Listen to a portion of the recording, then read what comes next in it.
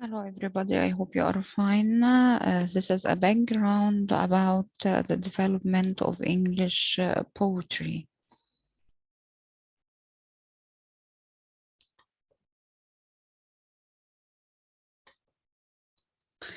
Before we start our background, we have to know that the history of Europe is divided into three major eras or phases. The first historical era is the classical age or the age of antiquity, العصر الكلاسيكي. The second era is known as the Middle Ages or the Dark Ages, العصور الوسطى أو عصور الظلام. The third era is called the Renaissance or the start of the Middle Age, the modern ages, عصر النهضة. Let's start by the classical age. As we have just said, it's also known as the age of antiquity. This period or era extended before the Common Era related to the birth of Jesus Christ and ended with the fall of the Roman Empire, سقوط الإمبراطورية الرومانية in the 5th century. So we don't know the exact date of the beginning of the classical age, but we are quite sure of its end, which is related to the fall of the Roman Empire. According to that era, the only recognized civilizations in the history of Europe had two centers, Greece and Rome, اليونان وروما. The Greek civilization is known as الحضارة الإغريقية, while the Roman civilization is known as الحضارة الرومانية. Civilization means a kind of progress in many fields of life. One of these fields is literature. Greek and Roman writers excelled in writing poetry and drama. This is in addition to many philosophers who recorded their views about literary criticism. Classical poetry was mainly poetry about war. That is why the major poetic genre was epic, الملحمة. By epic, we mean a very long poem about war, usually written in heroic couplets. Heroic couplets mean every 2 lines of poetry follow the same rhyme scheme or ending with the same sound. There are so many popular classical names of writers, particularly poets. The most famous of these names are Homer, Hesiod, Virgil, and so on. However, Homer is likely to be the most popular classical poet. Why? Because he is the composer of the great war epic, the Iliad and Odyssey, a very long epic about the Trojan War. Both the Iliad and the Odyssey make about 27,000 lines of verses. During that classical age, there were no English poets recognized. So we have very little about the British history during that era. Let's move to the second historical era, which is the Middle Ages. The Middle Ages, also known as the Dark Ages, because there was a great emphasis on religion, not science. The Middle Ages started from the fall of the Roman Empire in the 5th century till the year 1520 or the early 16th century. This date is related to the rise of the English Renaissance, بداية عصر النهضة. During the Middle Ages, Britain was governed by two colonial powers. The first colonizer, المستعمر الأول, is the Anglo-Saxon tribes. Actually, those Germanic tribes came from the tribe of angels, Saxons, and the Jutes, so that the age is called after the two greatest tribes. These tribes were pagan. They don't believe in God. They were very violent and aggressive, even in their language. The rule lasted or continued in England for 600 years, from the year 410 to 1066. The second colonizer is the AngloNormans, or those French colonizers who came from Normandy in France, led by William the Conqueror in 1066, and they ruled England till the end of the 14th century, leaving the way to the Tudor dynasty to rule the country.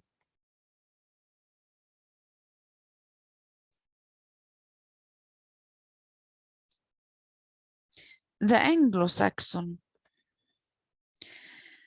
The Anglo-Saxon brought with them the oldest poem in the English language, the oldest known poem, which is called Beowulf.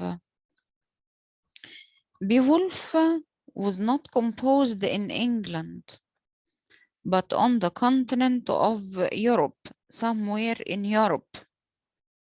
The new settlers or colonizers, the angels, the Saxons, and the Jutes, brought this poem over along with their wives, goods, and chattels. The poem wasn't written down till the end of the 9th century.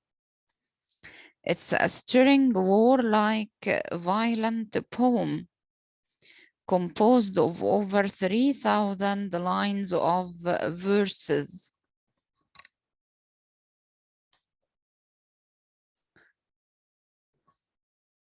The poem is essentially a warrior's story. The warrior Beowulf, the one who gives his name to the poem. It tells of Beowulf and his struggle with a fool or ugly monster called Grendel. The poem is known by its strength and violence, which comes from the nature of Old English. Old English was rich in consonants. This language was fond of or liked clustering or collecting consonants together. So while pronouncing it, the mouth seems to perform a swift or fast act of violence. This is one of the lines of Beowulf, Steepest Stitch nervi. So, pronouncing or articulating this language seems as if you are committing violence by your mouth, which matches up with the nature of those people.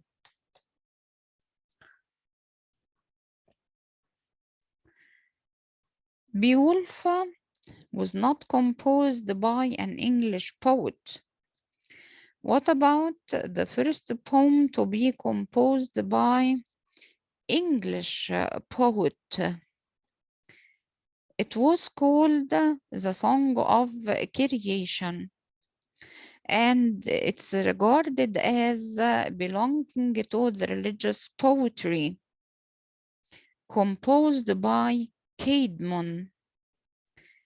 Actually, Caedmon was not a poet.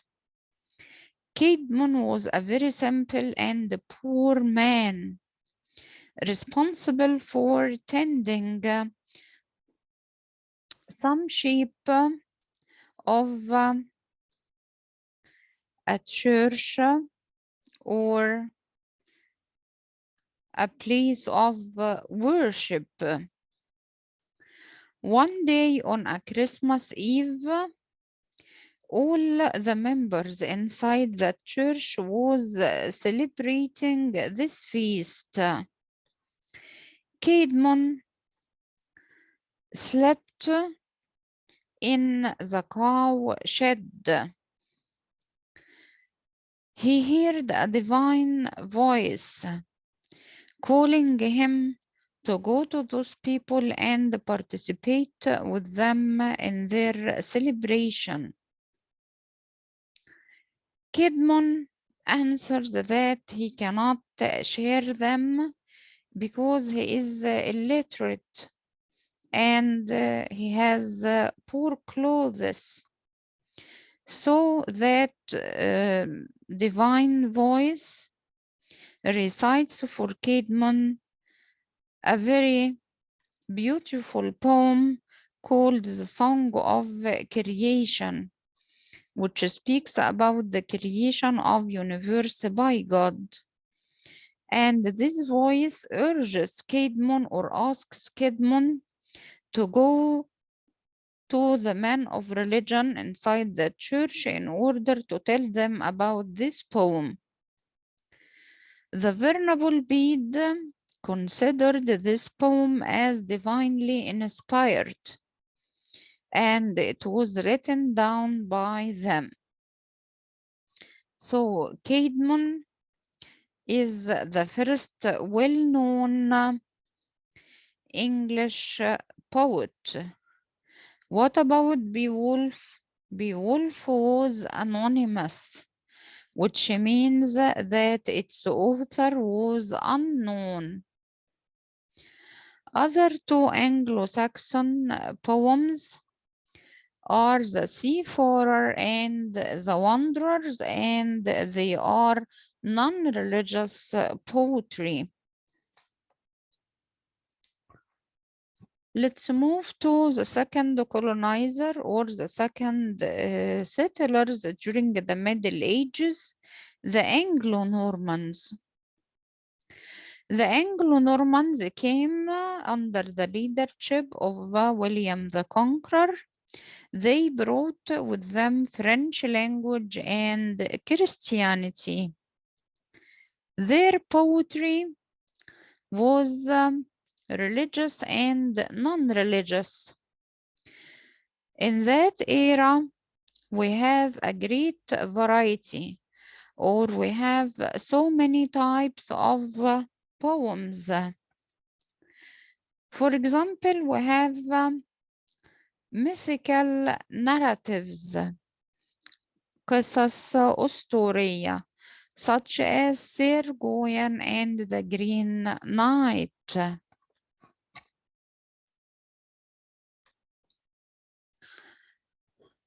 We have also a poem entitled The Owl and the Nightingale, البومة وطائر العندليب, which is a story written in verse about a dispute or a quarrel, خناقة, between the two birds, البومة وطائر العندليب, as to which has a finer song. A third poem, non-religious poem, is Pearl. It's an elegy, رثاء, or a lament,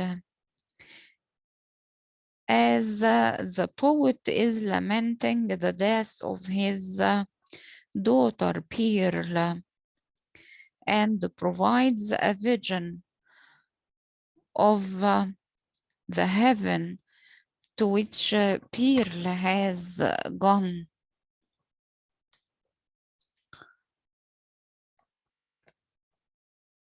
Anglo-Norman poetry also includes some religious poems. The most well-known of them is Robert Manning's Handling Sin. This poem speaks about the various paths والطرق المختلفة of sin للخطيئة. Another poem is The Prick of Conscience, وخز الضمير, by Richard Roll. This poem speaks about the pains of hell, أهوال جهنم. The third poem is called The Vision of Piers Plowman by William Langland. It's an allegory, قصة رمزية, calling ordinary people to follow the holy truth or the way of God, so that we noticed that during the late Middle Ages, the prevalent type of poetry was narrative poetry. That poetry which tells stories.